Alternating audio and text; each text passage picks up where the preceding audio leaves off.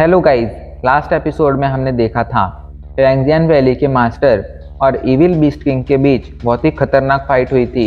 लेकिन उस फाइट में इविल बीस्ट गॉड ने आसानी से फैंगजियान वैली के मास्टर को घायल कर दिया था, जिसके बाद इविल बीस्ट किंग वुहोंग मास्टर से लड़ने लगा था। वुहोंग मास्टर इविल बीस्ट किंग पर हावी होने लगे थे। ये देखकर इविल बीस्ट गॉड ने उस फाइट को ज्वाइन कर लिया था, और जैसे ही इविल बीस्ट गॉड ने उस फाइट को ज्वाइन किया था, अचानक से ही पूरी की पूरी बाजी पलट गई थी। इविल बीस्ट गॉड की पावर ने सबको हैरान कर दिया था, क्योंकि उसने अपने कुछ ही हमलों में वुहोंग मास्टर की बद से बदतर हालत कर दी थी। और जब वो अपना आखिरी हमला करता है तो उस हमले से बुदना चक्र तक डिस्ट्रॉय हो जाता है। इस वजह से वुहोंग मास्टर को बहुत ही गहरी चोटें आती हैं और वो आसमान से नीचे गिरने लगते हैं। पर अच्छी बात ये थी कि वहाँ पर अभी के लिए फैंगजियान वैली के मास्टर मौजूद थे, जो उन्हें गिरने से बचा लेते हैं। अब आगे फैंगजियान वैली के मास्टर ने वुहोंग मास्टर को नीचे गिरने से तो बचा लिया था, लेकिन उनकी चोटें बहुत ज़्यादा गहरी थी। अभी के लिए वो दोनों ही बुरी तरह से घायल थे।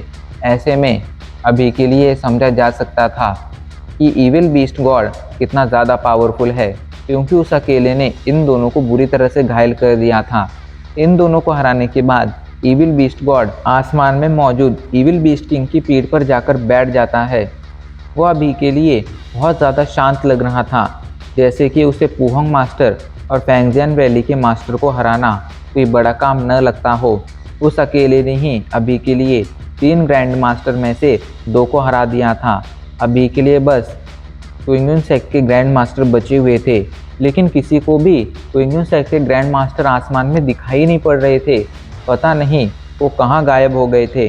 इधर वुहोंग मास्टर खुद को संभालकर इविल बीस्ट किंग को और इविल बीस्ट गॉड को घूरने लगते हैं, जिसके बाद वो हल्के से कहते हैं, ये लड़का बहुत ही ज़्यादा पावरफुल है। ये इविल बीस्ट गॉड हम लोगों के सोच से भी ज़्यादा पावरफुल है। हम लोग चाहकर भी इसे नहीं हरा सकते हैं। आप सब क्विंगन सेक्ट के ग्रैंड मास्टर के हाथों में हैं, वही हम सब की आखिरी उम्मीद है।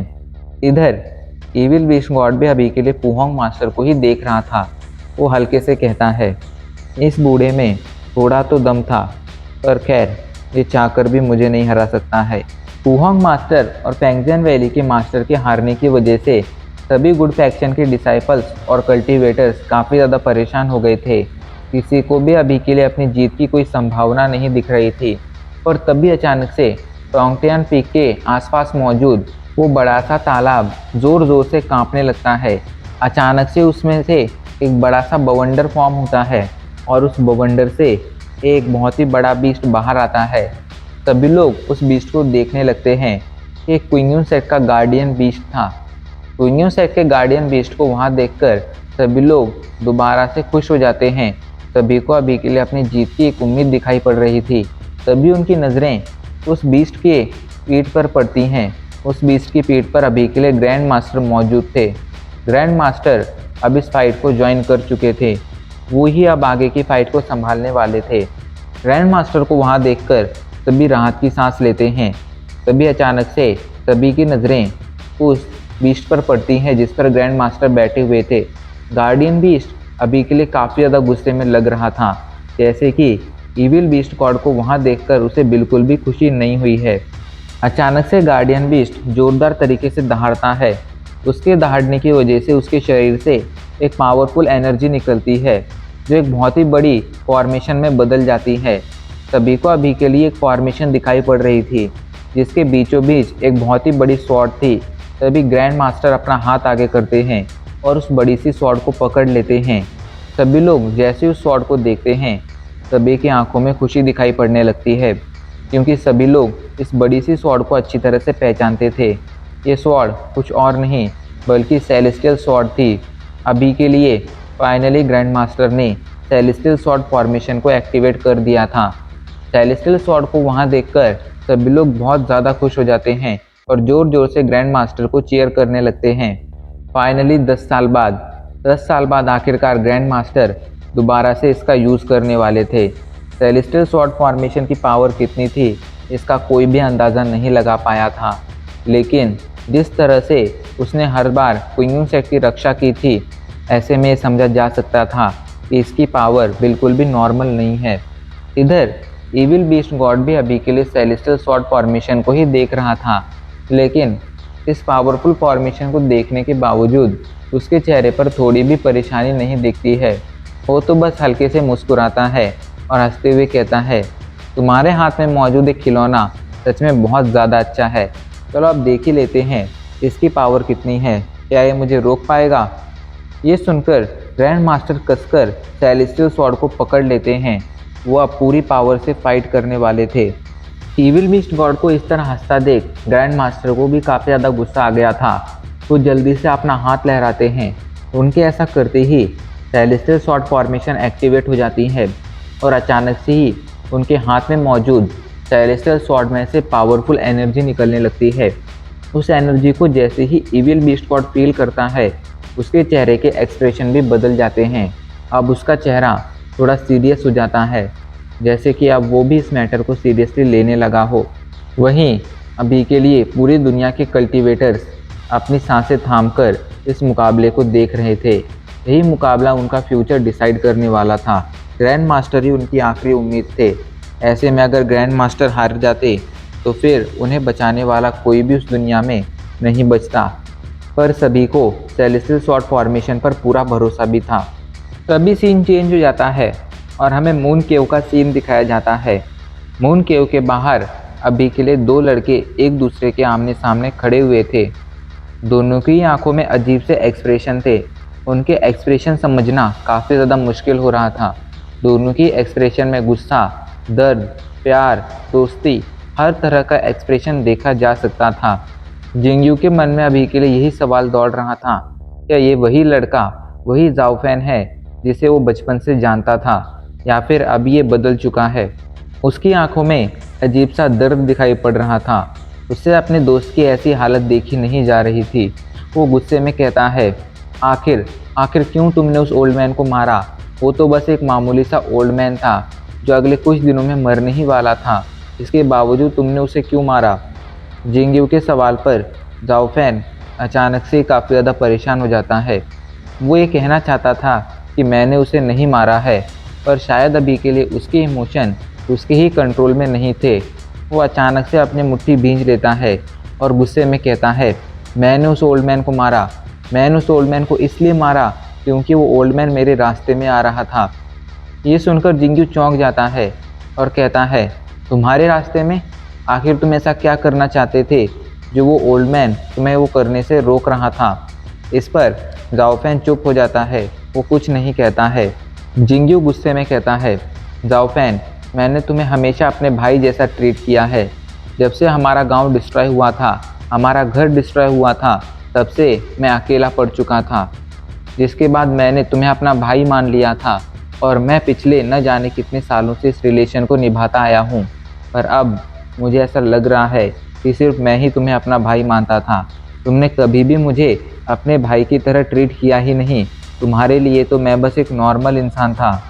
उसकी बातें जाओ फैन को चुभ रही थी, लेकिन अभी के लिए वो चाहकर भी कुछ ऐसा नहीं कह पा रहा था जिससे वो जिंगयू के गुस्से को शांत कर सके।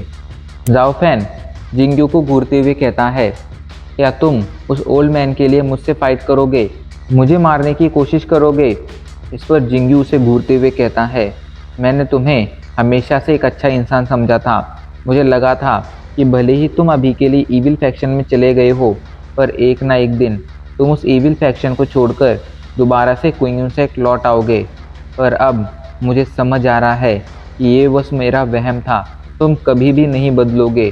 तुम अब एक बुरे इंसान बन चुके हो जो कभी नहीं बदल सकता है। वो ओल्ड मैन पिछले 10 सालों से मेरे मास्टर थे। उन्होंने मुझे हर तरह की स्किल सिखाई थी और एक फादर की तरह उन्होंने मेरा ख्याल रखा था।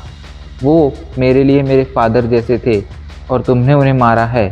ऐसे में मैं उनका बदला लेने के लिए तुमसे फाइट ज़रूर करूँगा और तुम्हें मारने की कोशिश करूँगा। तुम अब एक ईविल इंसान बन चुके हो। तुमने ईविल फैक्शन को ज्वाइन करने के बाद खुद को पूरी तरह से बदल लिया है और अब मैं तुम्हें ज़िंदा नहीं छोड़ सकता हूँ। ये सुनकर जाओ फैन हंसने लगता है और हंसते हुए कहता है, मैं ईविल बन चुका हूँ? वो फैक्शन जिसे मैंने ज्वाइन किया था वो ईविल फैक्शन है? ऐसा आखिर तुम कैसे कह सकते हो? और क्या गारंटी है तुम्हारा क्विंगन सेक्ट, जिसे तुम गुड फैक्शन कहते हो, वो असल में गुड फैक्शन ही है। ऐसा भी तो हो सकता है कि उसने भी अपने कई सारे काले राज छिपा कर रखे हों। दुनिया के सामने भले ही वो अच्छा बनने की कोशिश करता हो, पर असल में वो बिल्कुल भी अच्छा ना हो। इस पर जिंगयू हंसते हुए कहता है, क्विंगन सेक्ट कैसा भी क्यों ना हो, पर वो बिना वजह किसी को मारता नहीं है। बिना वजह वो तबाही नहीं फैलाता है, और इतना ही काफ़ी है उसे एक गुड फैक्शन कहने के लिए। पर अब मैं तुम्हें जिंदा नहीं छोड़ सकता हूँ। ये कहकर वो जाओफैन पर हमला करने जाने लगता है। जाओफैन ये फाइट नहीं करना चाहता था, पर अभी के लिए उसे समझ नहीं आ रहा था आखिर वो क्या कर रहा है, इसलिए वो भी गुस्से में कहता है, तो चलो आज हम दोनों में से कोई एक ही यहाँ से ज़िंदा लौटेगा, और अब हमें डिसाइड करेंगे कि वो कौन होगा। ये कहकर वो दोनों एक दूसरे की तरफ आगे बढ़ने लगते हैं। उन दोनों के बीच फाइट शुरू होने वाली थी। वहीं झाड़ियों में छुपा हुआ एक आदमी इस माहौल को देख रहा था। वो पिछले काफ़ी टाइम से झाड़ियों में छुपा हुआ था। ये आदमी कोई और नहीं मिस्टर घोष था। उसके चेहरे पर हल्की सी मुस्कान थी, जैसे कि वो उस फाइट को देखकर काफ़ी ज़्यादा खुश हो रहा हो। अभी के लिए ये फाइट शुरू होने ही वाली थी, लेकिन तभी अचानक से मून केव से एक पर्पल रंग की लाइट निकलती है। ये पर्पल रंग की एनर्जी बहुत ही ज़्यादा पावरफुल थी। ये एनर्जी मून केव से निकलते हुए आसमान में फैलने लगती है, जिसके बाद वो एक डायरेक्शन में बढ़ने लगती है। इस एनर्जी की वजह से जिंगयू और जाओफैन दोनों का ही ध्यान फाइट से हट चुका था। वो दोनों अभी के लिए इसी एनर्जी को देख रहे थे। ये एनर्जी तेजी से अभी के लिए एक डायरेक्शन में बढ़ रही थी। ये डायरेक्शन वही थी जहाँ पर अभी के लिए सेलेस्टियल स्वॉर्ड फॉर्मेशन एक्टिवेट हो चुकी थी। मतलब अभी के लिए पर्पल रंग की एनर्जी सेलेस्टियल स्वॉर्ड फॉर्मेशन की तरफ बढ़ रही थी। आसमान में फैलते हुए कुछ ही पलों में एनर्जी सेलेस्टियल स्वॉर्ड फॉर्मेशन के पास पहुंच जाती है और सेलेस्टियल स्वॉर्ड फॉर्मेशन में मिल जाती है। जैसे ही एनर्जी सेलेस्टियल स्वॉर्ड फॉर्मेशन में मिलती है, अचानक से सेलेस्टियल स्वॉर्ड फॉर्मेशन की पावर काफ़ी ज़्यादा बढ़ जाती है। सेलेस्टियल स्वॉर्ड फॉर्मेशन तेज़ी से घूमने लगती है और सभी को सेलेस्टियल स्वॉर्ड फॉर्मेशन से एक पावरफुल एनर्जी निकलती हुई फील होती है। ये एनर्जी इतनी ज़्यादा पावरफुल थी कि इसे देखकर इविल बीस्ट गॉड के चेहरे पर भी थोड़े अजीब से एक्सप्रेशन आ गए थे। अचानक से ग्रैंड मास्टर अपना हाथ दोबारा से लहराते हैं। उनके ऐसा करते ही क्विंगन सेट के बचे हुए 6 पीक्स में से अलग अलग रंग की एनर्जी निकलती है, जो तेज़ी से बढ़ते हुए सेलेस्टियल स्वॉर्ड फॉर्मेशन के पास आती है और सेलेस्टियल स्वॉर्ड फॉर्मेशन से मिल जाती है। जैसे ही ये बची हुई एनर्जीज सेलेस्टियल स्वॉर्ड फॉर्मेशन से मिलती है, सेलेस्टियल स्वॉर्ड फॉर्मेशन अपने पूरे पोटेंशियल पर एक्टिवेट हो जाती है। जिसने भी इस सेलेस्टियल स्वॉर्ड फॉर्मेशन को और 10 साल पहले वाली सेलेस्टियल स्वॉर्ड फॉर्मेशन को देखा था, वो आसानी से बता सकता था कि ये वाली सेलेस्टियल स्वॉर्ड फॉर्मेशन 10 साल वाली सेलेस्टियल फॉर्मेशन से कई गुना ज़्यादा पावरफुल है। कुछ लोग जिन्होंने आज से 10 सालों पहले की फाइट को देखा था, वो अभी के लिए सेलेस्टियल स्वॉर्ड फॉर्मेशन को दोबारा से देखकर काफ़ी ज़्यादा खुश हो गए थे, क्योंकि सभी उसकी पावर को अच्छी तरह से जानते थे। कुछ लोग जो क्विंगन सेट के भी नहीं थे, इसके बावजूद उनके चेहरे पर खुशी दिखाई पड़ रही थी, जैसे कि सेलेस्टियल स्वॉर्ड फॉर्मेशन में उन्हें अपनी रक्षा करने वाला एक प्रोटेक्टर दिखाई पड़ रहा हो, जो उन्हें दुनिया में फैली हुई सबसे खतरनाक पावर से बचा सकता हो। ग्रैंड मास्टर अपना हाथ लहराते हैं। उनके ऐसा करते ही सेलेस्टियल स्वॉर्ड फॉर्मेशन से एनर्जी निकलती है, जो चारों तरफ आसमान में फैल जाती है और कुछ ही पलों में वह एनर्जी कई सारी छोटी छोटी स्वॉर्ड्स में बदल जाती है। सभी को अभी के लिए आसमान में कई सारी स्वॉर्ड्स दिखाई पड़ रही थी, जिनकी पावर काफ़ी ज़्यादा थी। और अब इसी के साथ हमारा एपिसोड यहीं पर ख़त्म हो जाता है।